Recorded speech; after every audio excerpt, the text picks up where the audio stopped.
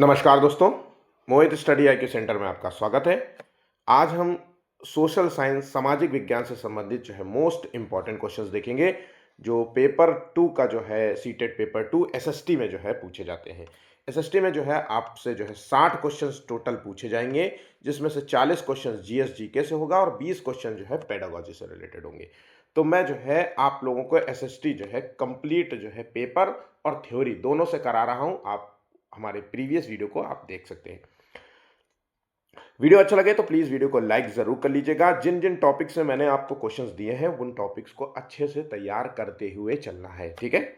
और ये questions important है, मोस्ट इंपॉर्टेंट क्वेश्चन है। ऐसा कोई एग्जाम ना होगा जहां पर ये इस तरीके के क्वेश्चंस आपसे ना पूछे जाते हो। हमेशा यही टॉपिक, इन्हीं टॉपिक से आपसे क्वेश्चन देखने को मिलेगा। वीडियो अच्छा लगे तो प्लीज़ वीडियो को ज़्यादा से ज़्यादा दोस्तों तक जो है शेयर कीजिएगा, और चैनल को सब्सक्राइब नहीं किया तो प्लीज़ चैनल को भी आप सब्सक्राइब कर लीजिएगा। आप हमें कमेंट भी कर सकते हैं, किसी भी क्वेश्चन से रिलेटेड कोई भी इशू हो तो प्लीज़ आप हमें कमेंट ज़रूर कीजिएगा। देखिए, पहला क्वेश्चन है, गुरु नानक ने अपना उत्तराधिकारी किसे नियुक्त किया था? तो देखिए, उत्तराधिकार की बात करें तो गुरु नानक जो थे वो पहले गुरु थे, जिनका जन्म जो हुआ था पंजाब के तलवंडी में हुआ था। कहाँ पे? तलवंडी। और गुरु नानक के बाद जो है दूसरे जो थे वो है गुरु अंगद। गुरु अंगद सेकंड गुरु थे, तो उसे अपना उत्तराधिकार नियुक्त किया था। आगे बढ़ जाते हैं। मुगल सम्राट जिसने तंबाकू के प्रयोग पर निषेध की लगाया था, मतलब रोक लगाया था। देखिए, तंबाकू के प्रयोग का बहुत ज्यादा जो है मात्रा में प्रयोग होने लग गया था इसके राज्य में। जैसे तंबाकू लेके कौन आए थे? तो तंबाकू लेकर के आए थे पुर्तगाली। पुर्तगाली जो है तंबाकू लेके आए थे तकरीबन 1605 आंच के आसपास जो है पुर्तगाली यहाँ पे भारत में तंबाकू लेके आए। फिर तंबाकू का सेवन बढ़ने लगा, जिसकी वजह से जो है जहांगीर ने इसके प्रयोग पर पूर्ण रूप से रोक लगा दी थी। अगला क्वेश्चन है, मुगल शासन में तांबे का सिक्का क्या कहलाता था? तो देखिए, तांबे का सिक्का जो है इसे कहा जाता था दाम कहते थे। ध्यान रखिएगा, दाम। और ये सिक्का चलाया किसने था? संभवतः संभवतः जो है ये अकबर के द्वारा ये सिक्का चलाया गया था, ठीक है। चलिए, चांदी के सिक्के को रुपया कहा जाता था। याद रखना, चांदी के सिक्के को रुपया भी कहा जाता था। चलिए, निम्नलिखित में से किस सिख गुरु ने गुरमुखी नाम से जो है गुरमुखी जो है प्रारंभ की थी? गुरमुखी एक लिपि है, ध्यान रखिएगा।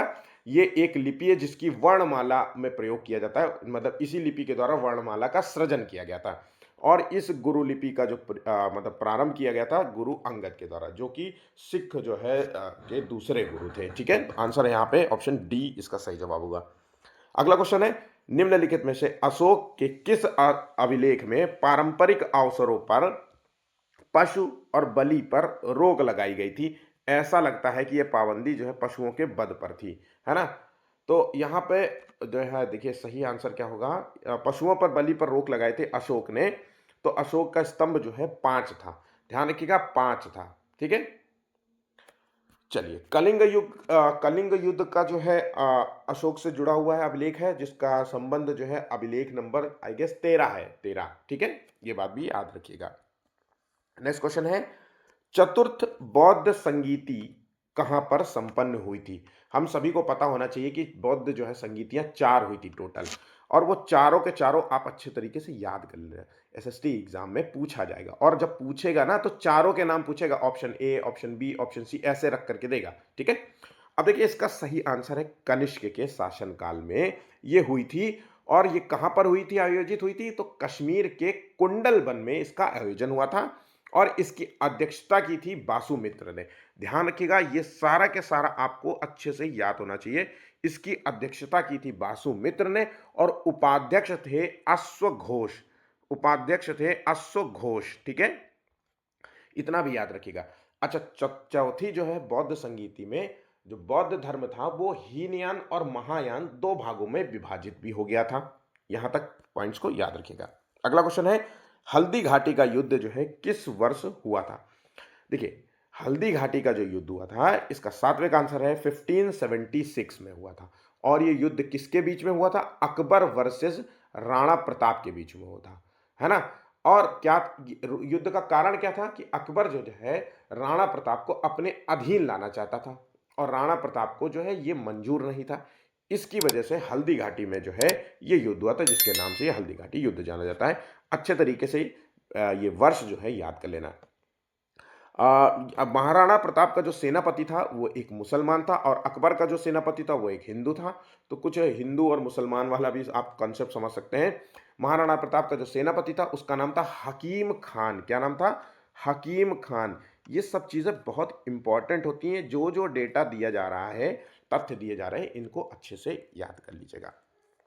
हिंदू धर्म ग्रंथों का अध्ययन करने वाला पहला मुस्लिम था। तो देखिए, हिंदू धर्म ग्रंथों का अध्ययन तो किया ही किया, उसके बाद कुछ ग्रंथों का, जैसे उपनिषद हो गए, योग वाली किताब हो गई, है ना, या भगवत गीता हो गई, इन ग्रंथों का जो है इसने फारसी में अनुवाद भी किया था। तो फारसी, है ना, याद रखिएगा, फारसी में अनुवाद भी किया था। तो ये है दारा शिकोह। आंसर हो गया ऑप्शन बी। वीडियो अच्छा लग रहा हो तो प्लीज़ वीडियो को लाइक ज़रूर कीजिएगा। मैंने जो है आपको सिलेबस आधारित, ध्यान रखिएगा, सिलेबस जो सिलेबस में दिया गया है सीटेट के, उसके आधार पर मैंने आपको थ्योरी जो है नोट्स प्रोवाइड किए हैं, उसको ज़रूर से ज़रूर देख लीजिएगा। मैं आप लोगों को बताना चाहूँगा कि एसएसटी जो भी पहली बार देने जा रहे हैं, एसएसटी में टोटल 8% जो है रिजल्ट जाता है।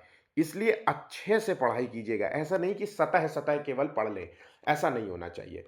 अच्छे लेवल पे पेपर आता है और क्वेश्चन में ऑप्शंस ज़्यादा आते हैं, 1, 2 और 3। फिर इनमें से कौन सा सही है, 1, 2 सही है कि 1, 2, 3 सही है कि 1 केवल सही है कि केवल 2 सही है। इस तरीके से क्वेश्चंस ज़्यादा आते हैं, इसलिए आपको पढ़ना अच्छे से चाहिए। ठीक है, एनसीईआरटी बुक का जो है आप अध्ययन ज़रूर करिए, मतलब एनसीईआरटी बुक्स को ज़रूर से ज़रूर पढ़िए। उसके बाद बेसिक जो बुक्स होती हैं उनका भी पढ़ाइए। बाकी मैंने टॉपिक्स तो दिए ही हैं, आप उनको देख सकते हैं। ठीक है, वहाँ पे आपको 2-3 बुक्स पढ़ने की ज़रूरत नहीं पड़ेगी। अगर आपने मेरा टॉपिक वीडियोस देखा ना, तो वहाँ पे मैंने ऑलरेडी 2-3-4 बुकों से बाकायदा रेफरेंस लेकर के उन सबको क्वेश्चंस दिए हैं। तो आपने एक अगर टॉपिक पढ़ा, तो यूँ समझ लीजिए कि आपको उस टॉपिक से संबंध में और कुछ जानने की ज़रूरत नहीं पड़ेगी। चलिए आगे बढ़ते हैं अगले क्वेश्चन की ओर। शाहजहाँ के काल में कौन जो है यूरोपीय यात्री भारत आया था? अब देखिए, शाहजहाँ के काल की बात कर रहा है और यूरोपीय यात्री का, तो याद रखिएगा पीटर मुंडी इसका सही आंसर होगा। कैप्टन हॉकिंस और टॉमस रो जो है ये जहांगीर के काल में आया था। जहांगीर के काल में आया था। और औरंगजेब के काल में कोई भी जो है यूरोपीय यात्री आया नहीं था। इसका अभी तक तो मुझे कोई मतलब नहीं पता है। ठीक है, यहां पर ध्यान रखिएगा। नेक्स्ट क्वेश्चन है, निम्नलिखित में से किस मुगल बादशाह को 2 बार राज्याभिषेक हुआ था? अब देखिए, ये जो टॉपिक है मुगल वाला, ये टॉपिक आपको सिलेबस में दिया गया है, साम्राज्य विस्तार, ये टॉपिक का नाम है। तो साम्राज्य विस्तार में मुगल से रिलेटेड आपसे क्वेश्चन पूछे जाते हैं, जैसे लास्ट जो है कुछ समय से पैटर्न चला आ रहा है। तो मैंने मुगल से रिलेटेड आपको 2 पार्ट में वीडियो अपलोड किया, अभी हाल ही में अपलोड किया है, उसको ज़रूर देख लेना। जितने क्वेश्चन मैंने कराए हैं ना, आपको किसी बुक में नहीं मिलेगा। चाहे आप घटना चक्र पढ़ लीजिए, चाहे कोई भी बुक पढ़ लीजिए, आपको नहीं मिलने वाला। तो उसको ज़रूर देखना, मैंने 3-4 बुक से पढ़ाया है। ठीक है, तो इसका सही आंसर है 10वें का ऑप्शन, यहां पे डी इसका सही जवाब होगा। ठीक है, शिवाजी मुगलों की कैद से भागने के समय कौन से नगर में कैद थे? तो जब शिवाजी को मुगल ने कैद कर रखा था, और किसने कैद रखा था? औरंगजेब ने इसे कैद करके रखा था। और कहां रखा था? तो आगरा के जयपुर भवन में। ध्यान रखिएगा, कई बार जयपुर भवन जयपुर भवन में इसे कैद करके रखा था। आंसर हो गया ऑप्शन बी। वास्को डिगामा जो है भारत कब आया था? तो वास्को डिगामा जो है भारत 1498 में आया था, है ना। और ये कहाँ आया था? तो ये जो है कालीकट बंदरगाह पर जो है पहली बार इसने कदम रखा था, जहां का शासक था जमोरिन। जमोरिन ने इसका स्वागत किया था, है ना। उसके बाद ये दोबारा भी आया था, तो 1502 ईस्वी में ये दोबारा आया था। ठीक है, इतना आप याद रखिएगा। अगला क्वेश्चन है, निम्नलिखित में से कौन जो है कलकत्ता का संस्थापक था? तो कलकत्ता का संस्थापक था जॉब चारनॉक। आंसर हो गया ऑप्शन बी। अंग्रेजी ईस्ट इंडिया कंपनी द्वारा लड़े गए निम्नलिखित युद्धों में से कौन सा सर्वाधिक निर्णायक युद्ध था? तो अगर ईस्ट इंडिया कंपनी द्वारा सबसे ज्यादा निर्णायक युद्ध की बात हो रही है तो आपको आंसर बक्सर की लड़ाई देनी होगी, जो कि जो है बक्सर की लड़ाई जो कि हुई थी 1764 में। और इस युद्ध को पूरी तरीके से सैनिक युद्ध कहा जा सकता है या सैनिक जीत कही जा सकती, पूर्णतः सैनिक जीत, जिसमें अंग्रेजों ने किसी प्रकार की कोई चीटिंग नहीं थी, कोई चीटिंग नहीं करी थी। एक तरफ अंग्रेज थे और दूसरी तरफ तीन जो है सेनाएं थी, और अंग्रेजों ने तीनों सेनाओं को पराजित करके अपना जो है मतलब अपनी शक्ति का जो है प्रदर्शन कर दिया। अगर हम प्लासी की युद्ध की बात करें तो 17 जो है 57 में जो है ये युद्ध हुआ था, और इस युद्ध को कूटनीतिक जीत कहते हैं। कूटनीतिक जीत इसलिए कहते हैं कि यहाँ पे कूटनीति से जो है इन्होंने जीत हासिल करी थी, मतलब एक दूसरे को सेना के उधर की जो है मीर कासिम को जो है अपनी तरफ मिला लिया, और उसके बाद जो है जब युद्ध की बारी आई तो कासिम ने जो है सेना ही नहीं भेजी अंग्रेजों के खिलाफ। इस तरीके से जो है युद्ध जो है हार गए थे। तो याद रखना, आपसे दोनों चीजें पूछी जाती, कूटनीति जीत की बात करें तो जो है प्लासी की लड़ाई, और अगर सैनिक जीत की बात करें तो आपको बक्सर की लड़ाई याद रखना है। चलिए, निम्नलिखित में से किसने बंगाल में द्वैध शासन प्रणाली को समाप्त कर दिया था? तो द्वैध शासन प्रणाली को अगर समाप्त करने की बात आ रही है तो आंसर है वॉरेन हेस्टिंग। कब समाप्त किया था? 1772। 1772 में इसने समाप्त किया था, ठीक है। और रॉबर्ट क्लाइव के द्वारा इसे प्रारंभ किया गया था। रॉबर्ट क्लाइव ने इसे प्रारंभ किया था। कब किया था? 1765 में यहां पे इसे प्रारंभ किया था, और इसे समाप्त किया था, क्लोज्ड किया था 1772। कंप्लीट जो है जितना आपको बताया उतना आप ही जरूर याद रखना। किस गवर्नर जनरल पर महाभियोग का मुकदमा चलाया गया था? तो महाभियोग की अगर हम बात करें तो ये सही आंसर है, वॉरेन हेस्टिंग पर महाभियोग चलाया गया था, जिसे कहते हैं इम्पीचमेंट। अगर भारत के संदर्भ में मैं आपसे अगर क्वेश्चन पूछूं तो उस अनुच्छेद का नंबर बताइए, कौन सा अनुच्छेद है जिसके तहत महाभियोग चलाया जाता है? कमेंट कीजिएगा आप सभी लोग, ठीक है। सही आंसर जरूर देना। नेक्स्ट क्वेश्चन है, इल्बर्ट बिल जो है विवाद किससे संबंधित था? तो इल्बर्ट जो बिल विवाद है इसका संबंध है हथियार, यूरोप के लोगों के मामलों की सुनवाई के लिए भारतीय न्यायाधीशों पर लगाई गई अयोग्यता को हटाना। ये इल्बर्ट बिल लाया गया था इसलिए कि जो भी भारतीय जो जज थे, है ना, वो भी जो है श्वेत मतलब यूरोपीय लोगों पर मामलों की सुनवाई कर सकते थे, जो कि उनके संदर्भ में अगर देखा जाए तो वो इसका विरोध किए, क्योंकि ये लोग अयोग्य मानते थे ये, है ना, हम लोगों को। तो इस तरीके से आंसर हो गया यहां पे सी। नील कृषकों की दुर्दशा पर लिखी गई पुस्तक नील दर्पण के लेखक कौन थे? तो नील कृषकों की दुर्दशा पर लिखी गई जो पुस्तक है वो नील दर्पण, इसके लेखक हैं दीन बंधु मित्र। 18 का बी सही आंसर है। ब्रिटिश सरकार के किस अधिनियम ने सबसे पहली बार भारत में शिक्षा के लिए 1 लाख रुपए खर्च किए थे? मतलब शिक्षा के संदर्भ में पहली बार 1 लाख रुपए ब्रिटिश गवर्नमेंट जो है खर्च करने जा रही थी। तो इसका संबंध था चार्टर अधिनियम से 1813।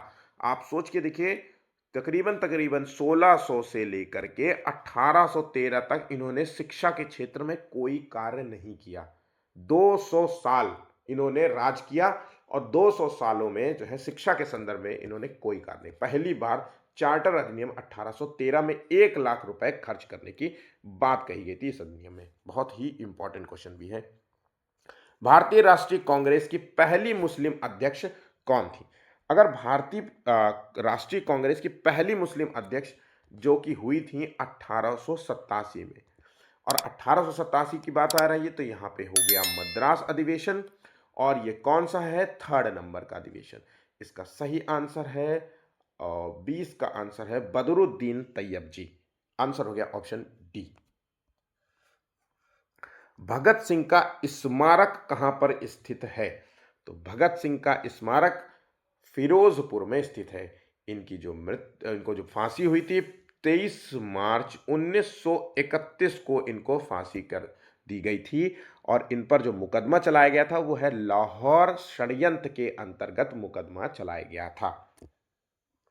गांधी जी ने जो है दांडी यात्रा प्रारंभ की थी। तो गांधी जी ने दांडी यात्रा कब प्रारंभ की थी? एक तो पहली बात ये याद रखना, 12 मार्च 1930 को जो है ये प्रारंभ हुई थी और 6 अप्रैल अप्रैल 1930 तक ये चली थी। तो तकरीबन मानक के चलो ये 24 डेज जो है ये यात्रा चली थी और इस यात्रा के चलने का मूल कारण था सविनय अवज्ञा आंदोलन प्रारंभ करना था। सविनय अवज्ञा आंदोलन प्रारंभ करना था, है ना। और ये जो है शुरू की गई थी साबरमती से, इसकी यात्रा प्रारंभ की गई थी, है ना।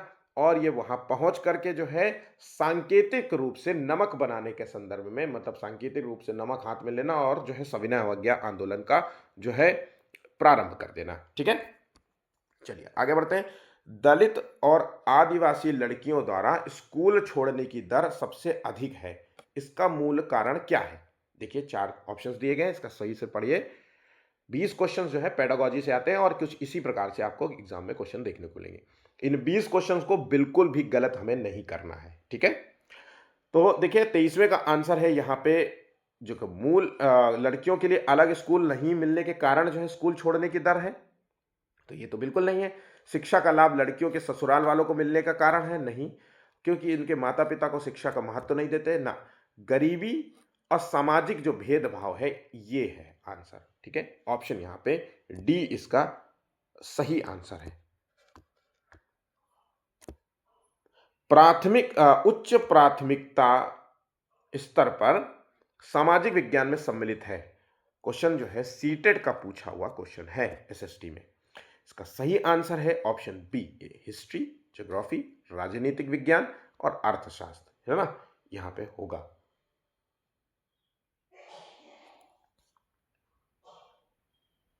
नेक्स्ट क्वेश्चन, निम्नलिखित में से कौन सा नियम विनियमों और मूल्यों के सामाजिक अधिगम को बढ़ावा देता है? तो यहाँ पे देखिए नियम सामाजिक अधिगम को बढ़ावा दे रहा है, तो 25 का यहाँ पे समूह चर्चा सबसे बेस्ट आंसर रहेगा। अगला क्वेश्चन है, जैन ग्रंथ में डॉट डॉट डॉट तत्कालीन 16 महाजनपदों की सूची मिलती है। 16 महाजनपद थे। इस 16 महाजनपद से रिलेटेड आपको, मुझे लगता है कि आपको ये वीडियो मतलब ये टॉपिक तैयार कर लेना है। आपको हर हाल में हो सकता है मे बी आपको एक क्वेश्चन देखने को मिल जाएगा। जितने टॉपिक हैं हर एक टॉपिक से 1 से 2 क्वेश्चन पूछे जाते हैं। हर एक टॉपिक से कुछ संभवतः जो है, मान लीजिए टोटल आपको टॉपिक पूरा सिलेबस की अगर हम बात करें तो 30 टॉपिक ले लीजिए, 25 से 30 के बीच में ले लीजिए, 25 दूना 50, एक तरीके से आपसे 50 क्वेश्चन जो है, दो दो क्वेश्चन, कई टॉपिक छोड़ करके उससे कई ज़्यादा क्वेश्चन भी पूछे जा सकते हैं इस तरीके से। तो 16 जनपदों के बारे में अच्छे से पढ़ लीजिएगा। अगर जैन धर्म की बात करें तो भगवती सूत्र का नाम याद रखना। भगवती सूत्र है जो कि एक जैन ग्रंथ है और अगर हम इसकी बात करें तो इसमें 16 महाजनपदों की सूची दी गई है, उसमें 16 महाजनपदों के बारे में दिया गया है। निम्नलिखित में से कौन सा ग्रह पानी में तैर सकता है? अब देखिए क्वेश्चन भूगोल से रिलेटेड है। तैर रहा है, अगर पूरा का पूरा प्लेनेट तैर रहा है तो इसका मतलब है कि उसका जो घनत्व होगा वो पानी से कम होगा। बाकी सारे ग्रहों का घनत्व तो पानी से ज्यादा है लेकिन उस ग्रह का घनत्व तो पानी से कम है, इसलिए इसका सही आंसर है शनि। शनि ग्रह का जो घनत्व है वो पानी से भी कम है, इसलिए अगर हम इसको पानी में डुबो दें तो ये पानी में तैरता हुआ मिलेगा आपको, ठीक है। चलिए अगला क्वेश्चन है, निम्नलिखित में से कौन सा जो है शीतोष्ण कटिबंधीय घास का मैदान है? अगर प्रेयरी, पंपास, वेल्ड जो है ये एक घास के मैदान है और ये सभी घास के मैदान शीतोष्ण कटिबंधीय हैं। प्रेयरी और पंपास की बात करें तो ये उत्तरी अमेरिका और दक्षिणी अमेरिका में स्थित घास का मैदान है। आंसर यहां पे डी इसका सही जवाब होगा, ठीक है। अगला क्वेश्चन है, निम्न दी गई गैसों को वायुमंडल की में उपस्थिति की मात्रा के आधार पर घटते हुए क्रम में व्यवस्थित करना है। वायुमंडल में बहुत सारी गैसों से मिलकर बना है हमारा वायुमंडल है, वायुमंडल में बहुत सारी गैसें हैं। अगर हम इसके क्रम की बात करें तो सबसे पहले आपको देखने को मिलेगा नाइट्रोजन, जो कि एक 78 है, ठीक है, 78, फिर से ध्यान रखिएगा। उसके बाद आ जाती है ऑक्सीजन की बात आती है, तो ऑक्सीजन तकरीबन तकरीबन 21% है। फिर उसके बाद आ जाता है हम यहाँ पे आर्गन की बात करेंगे, आर्गन गैस, जो कि 0.93% है, 0.93। फिर इसके बाद कार्बन डाइऑक्साइड की बात करें तो ये है 0.03 से 0.04% जो है आपको देखने को मिलेगी। यहाँ पे आंसर है ए, फिर आ जाते हैं D, A D B C, A D B C. Answer हो गया ऑप्शन बी, ठीक है। लास्ट क्वेश्चन है, जब नदी मैदान में प्रवेश करती है तो मुड़ जाती है और बड़े बड़े मोड़ बनाती है, उसे क्या कहते हैं? तो कुछ जब नदी आती है और कुछ इस तरीके से जो है, तो इसे हम विसर्पाकार जो है कहते हैं, रास्ते कहते हैं। तो आंसर हो गया यहाँ पे बी, इसका सही जवाब होगा। तो ध्यान रखिएगा, कुछ इस प्रकार से सीटेट के एग्जाम में आपसे क्वेश्चन पूछा जाता है। वीडियो अच्छा लगा हो तो प्लीज़ वीडियो को लाइक ज़रूर कीजिएगा, शेयर कीजिएगा अपने दोस्तों के साथ। चैनल को सब्सक्राइब नहीं किया तो प्लीज़ कर लीजिए। मेरा नाम मोहित चक्रवैश है और आज का यहाँ पे टॉपिक समाप्त होता है। धन्यवाद।